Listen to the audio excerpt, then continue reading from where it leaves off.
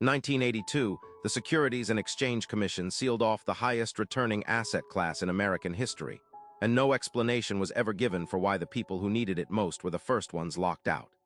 The asset class kept performing, the wealthy kept compounding, and for 4 decades, most of the middle class never knew the door existed. To understand what happened, you need to go back to a very ordinary decade. It's the late 1970s. Inflation is running at 13%. The stock market has gone nowhere in 10 years. Middle-class Americans are worried and financial institutions know it. Congress responds. In 1978, the 401k is quietly introduced into the tax code. By 1982, companies across the country are enrolling millions of workers, a tax-advantaged savings vehicle, simple, accessible, pointed directly at public markets, stocks, bonds, mutual funds. What workers are told, this is the path to retirement. This is the tool. What they are not told, at that exact same moment, a different door is being bolted shut. In 1982, the SEC formalizes something called Regulation D. It sounds bureaucratic. It is meant to sound bureaucratic. What it actually does is create a legal category, the accredited investor. To qualify, you need a net worth of $1 million, or $200,000 in annual income 2 years running. At the time, that describes roughly 3% of American households.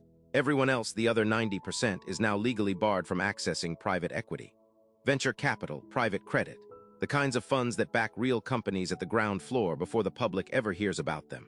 The timing is not coincidental. The middle class is handed a 401k and pointed toward Wall Street.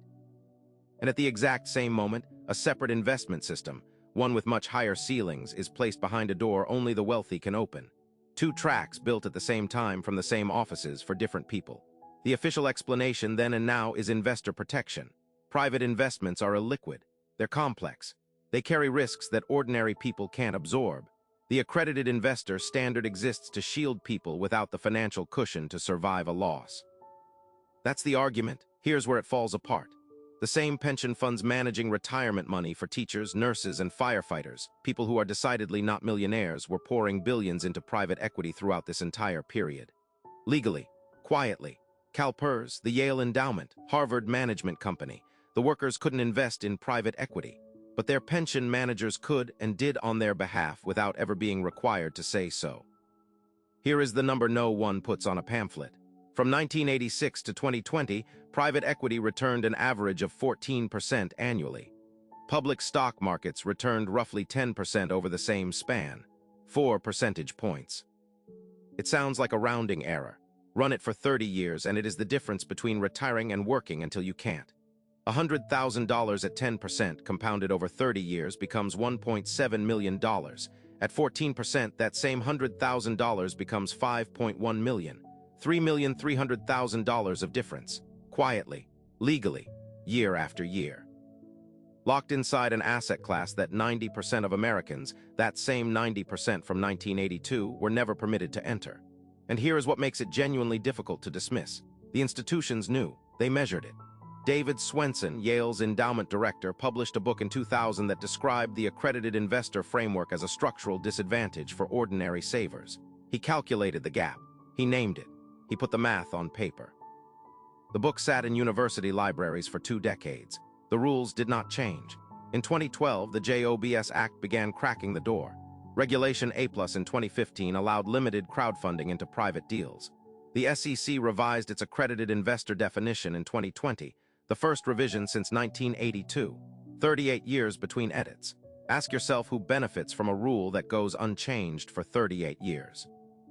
Ask who had regular access to the regulators who wrote it. The institutions that compounded through private equity during those decades did not do so in secret. It was legal.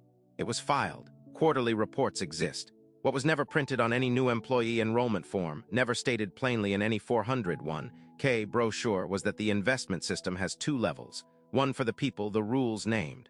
One for everyone, the rules quietly excluded. The returns ran the numbers every year. No one was required to share the results. The rule still exists.